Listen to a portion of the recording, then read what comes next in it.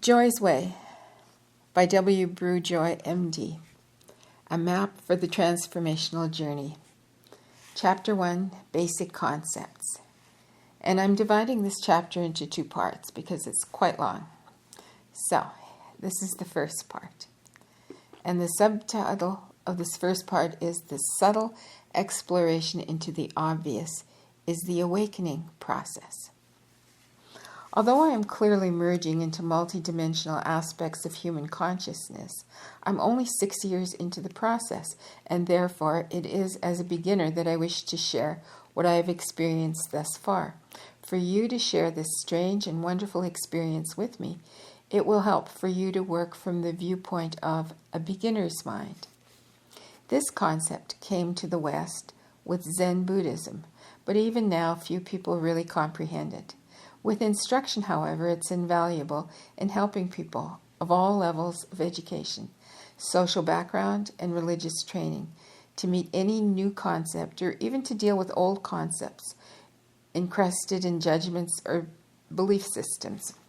A beginner's mind is that unencumbered, open, allowing, alert, receptive state of consciousness that experiences any and all things with the freshness usually directed only to the totally new. If, for example, an experience is one that the person has had before, all memory that is even remotely associated with it is held in check and not allowed to color the present moment's savoring and exploration of an action, a feeling, or a thought. The moment's interaction is then allowed to sparkle in the originality and multifaceted aspects. In the beginner's mind, nothing has ever happened before. In conferences, I usually demonstrate this phenomenon of the beginner's mind in two ways. First, with playing of a musical composition from the Ranch Library of more than 500 different selections in every taste and style of music. It's usually fairly easy to find a record that is unknown to most and perhaps all of the conference participants. Some likely examples are Dvorak's The Golden Spinning Wheel, Vivaldi's Gloria, Havana's The Mysterious Mountain, a fourth selection which teaches the freshness of the unfamiliar and then strikingly demonstrates what happens when a reactivated memory pattern colors and distorts experience is Rossini's William Tell Overture. The entire composition is less than 12 minutes long, but most people have heard only the end of it. After the unfamiliar and beautiful music of the beginning, members of conference groups almost always break into laughter when it suddenly turns into the highly energetic theme of the Lone Rangers, of the Lone Ranger of television and radio fame. To the beginner's mind, all of the overture would simply be musical vibrations of varying intensities and rhythms. When I play one of these pieces for the first time, conference members find it captivating and exciting, and as I said, usually unfamiliar. If I play it a second time, they hear most of it, but they are already beginning to anticipate the good parts and to exclude the other parts from their listening awareness. At intervals in their mind, they begin to drift off. If I then play it immediately for a third time, most of them are bored with it.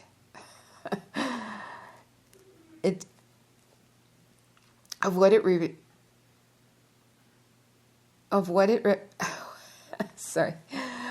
it presented to the ear, they hear about half or even less. Psychologists call this process habituation, and it is the very aspect of human consciousness that the beginner's mind attempts to overcome. Whatever its mechanism may be, habituation effect is a filtering of sensory awareness. In such sequences of events, science can demonstrate that the entire sensory input normally reaches the brain. It does not matter whether the medium is music or even which sense is used. We must infer, therefore, that the filtering takes place somewhere between the receptive centers of the brain and the awareness of the individual. Now, Taking the final step, we come to a devastating realization. Whether of music or anything else, the initial experience is also filtered. Only a small portion of any total experience reaches our awareness. In effect, our ordinary consciousness is asleep. It is so highly filtered by past conditioning, cultural, personal, or whatever, that by the time it reaches our awareness, the actual sensory impress is highly distorted. The approach through the beginner's mind is an attempt to bypass the filters in order to open the awareness more fully to the experience.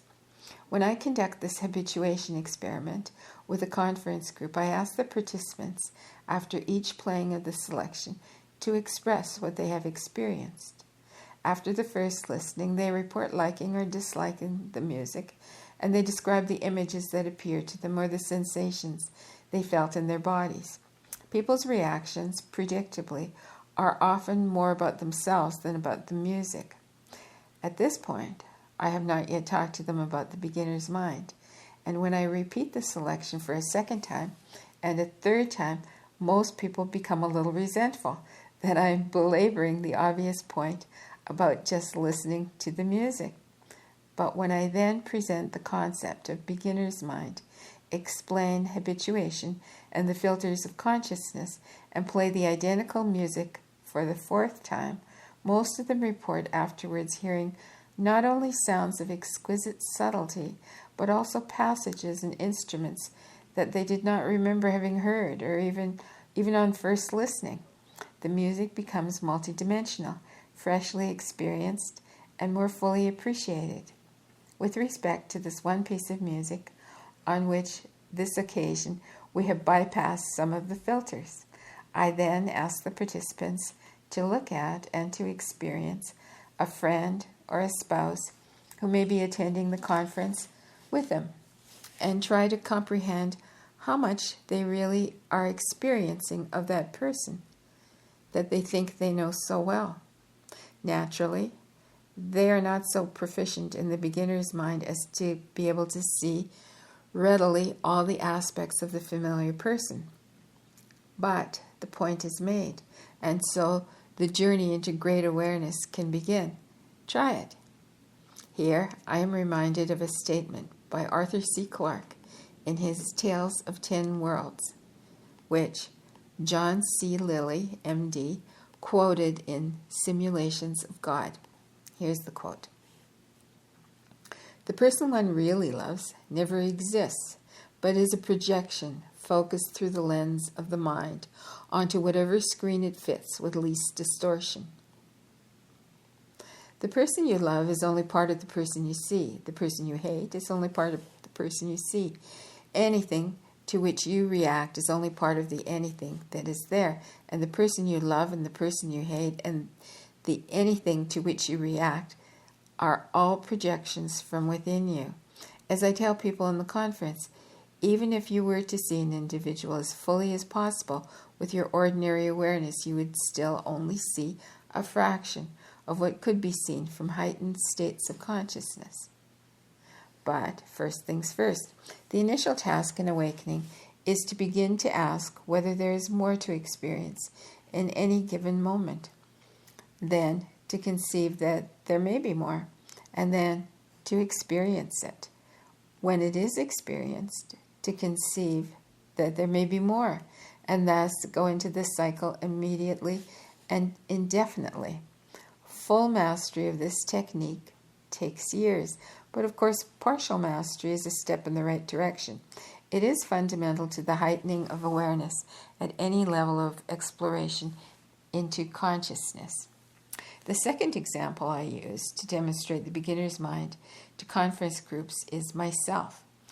I present similar information and experiences to group after group, sometimes only with half a day between the end of one conference and the beginning of the next. And as I do it, I feel the same freshness of energy, excitement, and insight as the first time the ideas emerged into my consciousness.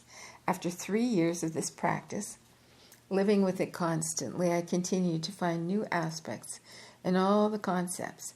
This freshness applies not only to the verbal material, but to the music as well. One question that may occur to you is, he has described some of the attributes of beginner's mind and has given some examples, but how does one actually achieve beginner's mind? My reply is, just conceive of it and begin. It is as simple as that. Let it come, it will. Your outer mind, your everyday objective mind, is the very last area of your total awareness to comprehend anything. When it does comprehend in the ordinary sense, it does so only very selectively along the lines of your racial, cultural, educational, religious, and family conditioning. In ordinary reality, we are conditioned beings moving about, imitating one another, living in structured ideas about reality, forming a consensual consciousness that constantly tends to verify itself. It may strike your imagination, however, that large groups of people perceive reality very differently, and you may wonder whether anybody has ever experienced what is external to the body without filtering of awareness. This wonderment was awakened in me by my 9 months of travel in the world after I left my medical practice in 1974. The Europeans, the Egyptians, the East Indians, the Japanese, as larger groups, perceive the world through their indoctrination in belief systems peculiar to their cultures as a whole, and would defend with great energy their reality systems as the real ones. As you explore this phenomenon, you will note the division into subcultures, and you begin to see even more subtle subdivisions in villages and towns. What you come to realize is the multidimensional aspect of human consciousness at the level of ideas and conditioning. The cohesive factor in a large group, such as a country or a continent, is a large general belief system or a set of ideas about reality, and the same principle goes on to operate in smaller and smaller units. Astonishingly, the ordinary consciousness lives and behaves as if those ideas were reality. Even more astonishing is the ability of the human mind to store many ideas about reality simultaneously and to let them come forth into outer reality sequentially. Many of these ideas contradict one another, either relatively or absolutely, but the contradictions do not matter in storage, and since they are not emitted simultaneously, the outer mind is blind to the contradictions. Some brief examples would suffice. Most obvious are scientists, who because of their training demand experiential proof of reality as they have been conditioned to perceive it, but who then may find themselves experiencing and expressing cultural, religious attitudes on the Sabbath, and never question the fundamental dichotomy between their work days and their religion days. Physicians, who constantly advise patients on principles of health and disease, yet whose personal lives are perfect examples of unbalanced living patterns, who will rationalize and defend both their advice and their lives, and will not recognize the contradiction between these two personal belief systems. The religious zealots, whose madness is apt to spring from unconscious attempts to reconcile irreconcilable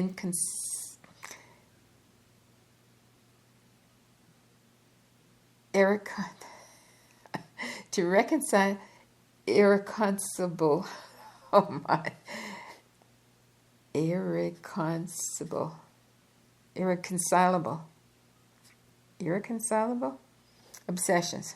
All right. Some divine, some satanic. There are also environmentalists who demand air purification and never give a thought to the styrofoam cups at their meetings. People who are vegetarians on an emotional or spiritual basis but still love leather. And civil libertarians who favor rights for the radical left and oppose them for the radical right. The shocker here is that not many of these people embody particular contradictions, but the more basic fact that no belief system actually represents reality. They are only structural ideas created out of a small part of the human mind's potential. If some of the oddball contradictions I have cited are laughable to you, I ask you to consider some entities that you live with every day: governments, countries, organizations, religions, political parties, businesses, families, and many other things are not things at all, but they're only consensual ideas that we are conditioned to believe as real. They have no real substance, and they serve only as a function in our societies and our individual lives. When you go to school, to the bank, to work, or to a store, you usually go to a specific building. It is true, but the building is not the school, the bank, the work, or the store. Rather, it is only a symbolic embodiment of a function. If the function is moved elsewhere, or if the building is used for a different function, the building is given a different symbolic name. From this perspective, the state of California, and for that matter, Sky High Ranch, do not exist. They are just arbitrary boundaries enforced by convention, agreement, and law. And the word ranch, whether used as a noun or a verb, is a puzzle all its own. Sky High is not a cattle ranch, or even a dude ranch. At Sky High, we ranch souls. If you honor your father and your mother, please realize that your father and mother, even if they are still alive, do not exist. The people do, but father and mother are just names for functions or relationships. And of course, your own body, however real as a person, is a son or a daughter only by sociological consensus. My point is that ordinarily we live not with things, but with ideas about things. In many ways, this ideation is convenient and valuable, a useful tool in living and communicating with one another.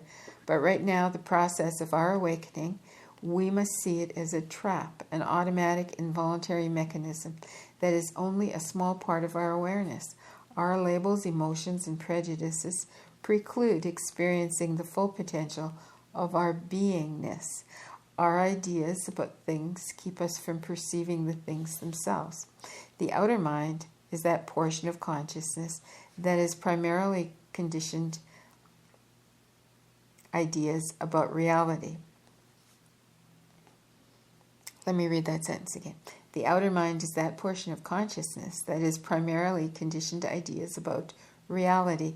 Its awareness is profoundly limited in our attempts to experience what is actually existing in any given moment. Like the Pavlovian dog, each individual responds to a cue to which he or she has been trained. A cue can potentially produce many kinds of responses, but to any given cue, each individual responds with only one reaction, or at most a few. In any case, the reaction is potentiated through the mechanism of memory. This limitation of experience is established very early and usually is not altered throughout a lifetime. The beginner's mind approach asks that the memory be held in check, while an openness to a new experience is maintained. The conditioned response is unhooked, separated from the cue that stimulates it. With this freedom, new growth is possible. As we begin to fathom this principle, as we begin to use the beginner's mind to see things the way they are rather than the way we've been conditioned to see them, we can also begin to understand the source of the insane consequences of conditioning: wars, destruction, killing, incarcerations, crucifixions, boundaries, and so on, of conflicts between belief systems, and even more fundamentally, our all too human habit of taking our belief systems for real. From fathoming the same principle, we can also learn to see the magnificence of our creative potential in the rich variations of themes called life, religion, government, and so on. The difference between the awful insanity and the creative glory is nothing more than recognition that belief systems are only belief systems and not realities. At this level of consciousness, we can create anything we desire, and once we realize that we live only in an ideal level of existence that is not based on any intrinsic realness, we may consider the possibility that there are options to our experience and expressions of reality. The questioning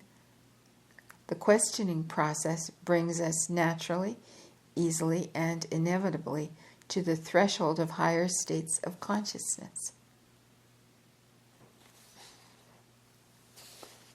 And I'm going to stop here. This is the middle of chapter 1. And let's see, chapter 2.